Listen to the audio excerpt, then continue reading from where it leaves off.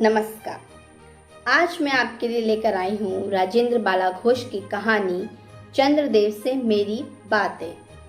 ये कहानी हिंदी की पहली राजनीतिक कहानी मानी जाती है। चलते हैं कहानी की ओर। चंद्रदेव से मेरी बातें। भगवान चंद्रदेव आपके कमलवत कोमल चरणों में इस दासी का अनेक बार प्रणाम। आज मैं आपसे 2-4 बात करने की इच्छा रखती हूँ। देखो, सुनी अनसुनी मत कर जाना, अपने बड़प्पन की ओर ध्यान देना। अच्छा, कहती हूँ, सुनो। सुनती हूँ आप इस आकाश मंडल में चिरकाल से वास करते हैं। कि क्या ये बात सत्य है? यदि सत्य है तो मैं अनुमान करती हूँ कि इस सृष्टि के साथ ही साथ अवश्य आपकी भी सृष्टि हुई होगी। तब तो आप ढेर दिन के पुराने बूढ़े कहे जा सकते हैं। ये क्यों? क्या आपका डिपार्टमेंट में ट्रांसफर होने का कोई नियम नहीं है? क्या आपकी गवर्नमेंट पेंशन नहीं देती? बड़े खेद की बात है। यदि आप हमारी न्यायशीलता गवर्नमेंट के किसी विभाग में सर्विस करते होते तो अब तक आपकी बहुत कुछ पदोन्नति हो गई होती और ऐसी पोस्ट पर रहकर भारत के कितने ही सुरम्य नगर, पर्वत, जंगल और झाड़ियों में भ्रमण करते। अंत में इस वृद्धावस्था में पेंशन प्राप्त कर काशी जैसे पुनीत और शांति धाम में बैठकर हरि स्मरण करके अपना परलोक बनाते। ये हमारी बड़ी भूल हुई। भगवान चंद्रदेव, क्षमा कीजिए। आप तो अमर हैं, आपको मृत्यु कहा, तब परलोक बनाना कैसा? ओहो, देवता भी अपनी जाति के कैसे पक्षपाती होते हैं। देखो ना, चंद्रदेव को अमृत देकर उन्हें अमर बना दिया। तब यदि मनुष्य होकर अंग्रेज अपने जाति वालों का पक्षपात करें तो आश्चर्य ही क्या है। अच्छा, यदि आपको अंग्रेज जाति की सेवा करना स्वीकार हो तो एक एप्लीकेशन हमारे आधुनिक भारत प्रभु लॉर्ड कर्जन के पास भेज देवे। आशा है कि आपको आदर पूर्वक अवश्य आवाहन किया जाएगा, क्योंकि आप अधम भारतवासियों की भांति कृष्णांग तो है नहीं, जो आपको अच्छी नौकरी देने में उनकी गौरांग जाति कुपित हो उठेगी। और फिर आप तो एक सुयोग्य, कार्यदक्ष, परिश्रमी, बहुदर्शी, कार्यकुशल और सरल स्वभाव महात्मा है।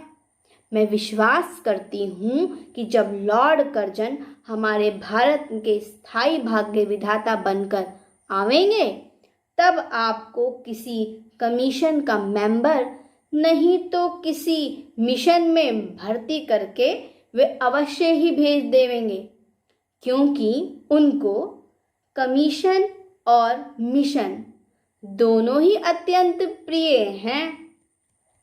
आपके चंद्रलोक में जो रीति और नीति सृष्टि के आदि काल में प्रचलित थे वे ही सब अब भी हैं, पर यहाँ तो इतना परिवर्तन हो गया है कि भूत और वर्तमान में आकाश पाताल का सा अंतर हो गया। मैं अनुमान करती हूँ कि आपके नेत्रों की ज्योति भी कुछ अवश्य ही मंद पड़ गई होगी, क्योंकि आधुनिक भारत संतान लड़कपन से ही चश्मा धारण करने लगी है। इस कारण आप हमारे दीन, हीन, क्षीण प्रभ भारत को उतनी दूर से भली भांति देख न सकेंगे। अतएव आपसे सादर कहती हूँ कि एक बार कृपा कर भारत को देख तो आइए।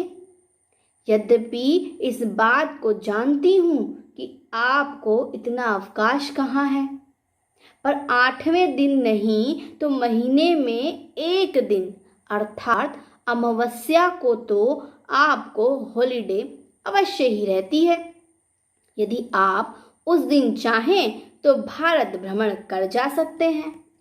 इस भ्रमण में आपको कितने ही नूतन दृश्य देखने को मिलेंगे, जिसे सहसा देख कर आपकी बुद्धि जरूर चकरा जाएगी।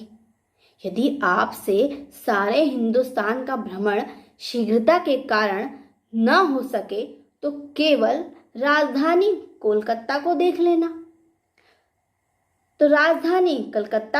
लेना। तो अवश्य ही उचित है। वहां के कल कारखानों को देखकर आपको ये अवश्य ही कहना पड़ेगा कि यहाँ के कारीगर तो विश्वकर्मा के भी लड़क दादा निकले। यही क्यों आपकी प्रिय सहयोगिनी दामिनो, जो मेघों पर आरोहण करके आनंद से अटखेलियां किया करती है, वो बेचारी भी यहाँ मनुष्य के हाथों का खिलौना हो रही है।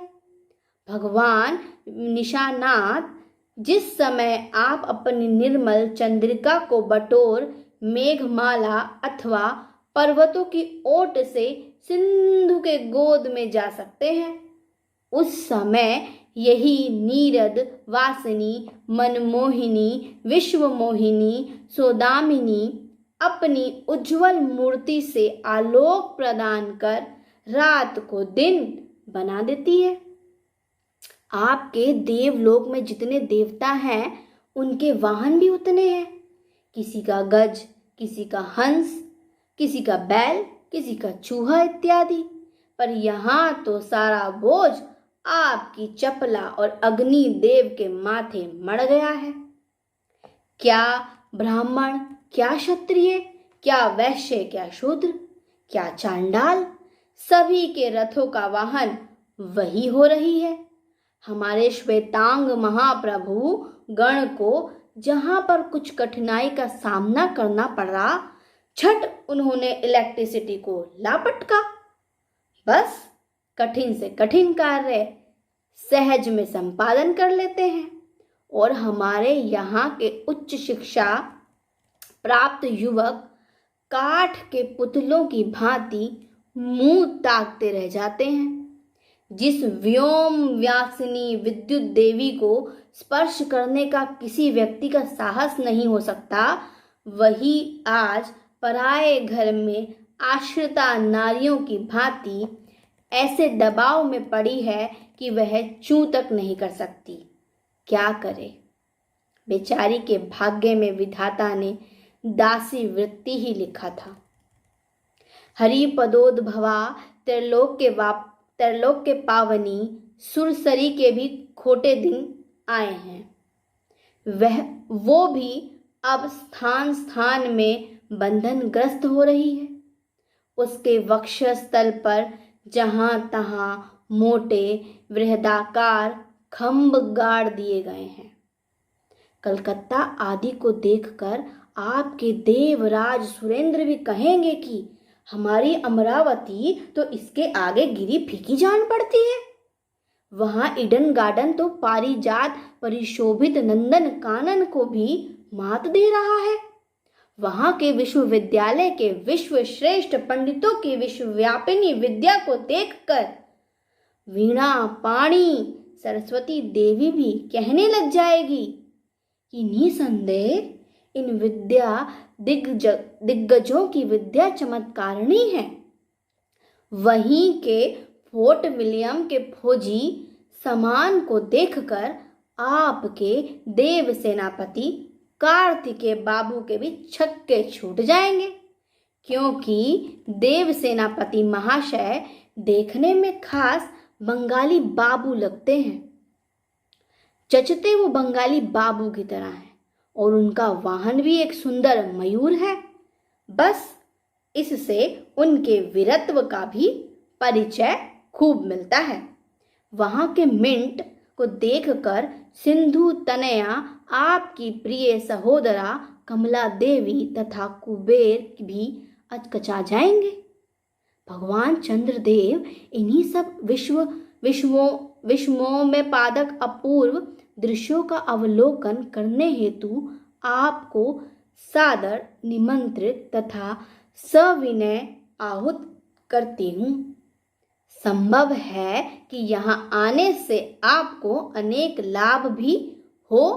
आप जो अनादिकाल से निज उज्ज्वल वपु में कलंक की कालिमा लेपन करके कलंकी शशांक, शशधर,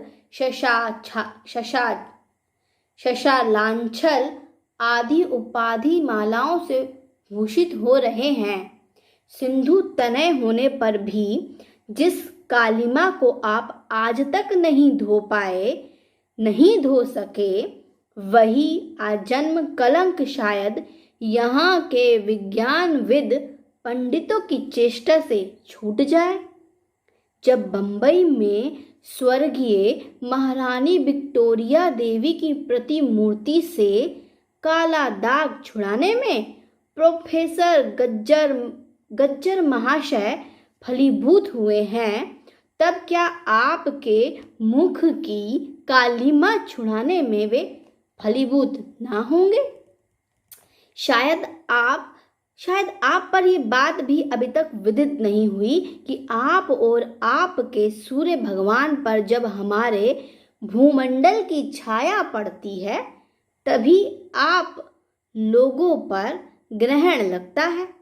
पर आप तो अभी तक वही पुराना विश्वास बना हुआ है कि जब कुटिल ग्रह राहु आपको निगल जाता है तभी ग्रहण होता है। पर ऐसा थोथा विश्वास करना आप लोगों की भारी भूल है।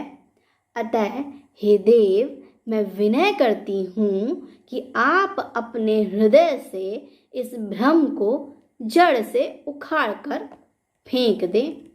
अब भारत में न तो आपके और न आपके स्वामी भुवन भास्कर सूर्य महाशय के ही वंशधरों का साम्राज्य है और न अब भारत की वह शस्य श्यामला स्वर्ण प्रसूता मूर्ति ही है। अब तो आप लोगों के अज्ञात एक अन्य द्वीपवासी परम शक्तिमान गौरांग महाप्रभु इस सुविशाल भारतवर्ष का राज्य वैभव भोग रहे हैं। अब तक मैंने जिन बातों का वर्णन आपसे स्थूल रूप में किया, वो सब इन्हीं विद्या विशारद गौरांग प्रभुओं के कृपा कटाक्ष का परिणाम है। यूं तो यहाँ प्रतिवर्ष पदवी दान के समय कितने ही राज्य विहीन राजाओं की सृष्टि हुआ करती है, पर आपके वंशधरों में जो 2-4 राजा महाराजा नाम मात्र के हैं भी वे काठ के पुतलों की भांति हैं। जैसे उन्हें उनके रक्षक नचाते हैं, वैसे ही वे नाचते हैं। वे इतनी भी जानकारी नहीं रखते कि उनके राज्य में क्या हो रहा है और उनकी प्रजा दुखी है या सुखी। यदि आप कभी भारत भ्रमण करने को आए तो अपने फैमिली डॉक्टर धन्वंतरी महाशय को और देवताओं के चीफ जस्टिस चित्रगुप्त जी को भी साथ अवश्य लेते आएं। आशा है कि धन्वंतरी महाशय यहाँ के डॉक्टरों के सन्निकट चिकित्सा संबंधी बहुत कुछ शिक्षा का लाभ ले सकेंगे। यदि प्लेग महाराज आपके चंद्रलोक या देवलोक में घुस पड़े तो वहां से उनको निकालना कुछ सहज बात न होगी। यही जब चिकित्सा शास्त्र के बड़े बड़े पारदर्शी उन पर विजय नहीं पा सकते, तब वहां आपके देवलोक में जड़ी बूटियों के प्रयोग से क्या होगा? यहाँ के इंडियन पीनल कोड की धाराओं को देखकर चित्रगुप्त जी महाराज अपने यहाँ की दंड विधि को बहुत कुछ सुधार कर सकते हैं। और यदि बोझ ना हो तो यहाँ से वे 2-4 टाइपराइटर भी खरीद सकते हैं। जब प्लेग महाराज के अपार अनुग्रह से उनके ऑफिस में कार्य की अधिकता होवे, तब उससे उनकी राइटर्स बिल्डिंग के राइटर के काम में बहुत ही सुविधा और सहायता पहुंचेगी। वे लोग 2 दिन का काम 2 घंटे में कर डालेंगे। अच्छा, अब मैं आपसे विदा लेती हूँ। मैंने तो आपसे इतनी बातें कहीं, पर खेद है आपने उनके अनुकूल या प्रतिकूल एक बात का भी उत्तर न दिया, परंतु आपके इस मौनावलंबन को मैं स्वीकार का सूचक समझती हूँ। अच्छा, तो मेरी प्रार्थना को कबूल करके एक दफ़ा यहाँ आइएगा ज़रूर। धन्यवाद। अगर आपको कहानी अच्छी लगे तो चैनल को सब्सक्राइब करें, लाइक करें और दोस्तों के साथ शेयर ज़रूर करें। धन्यवाद।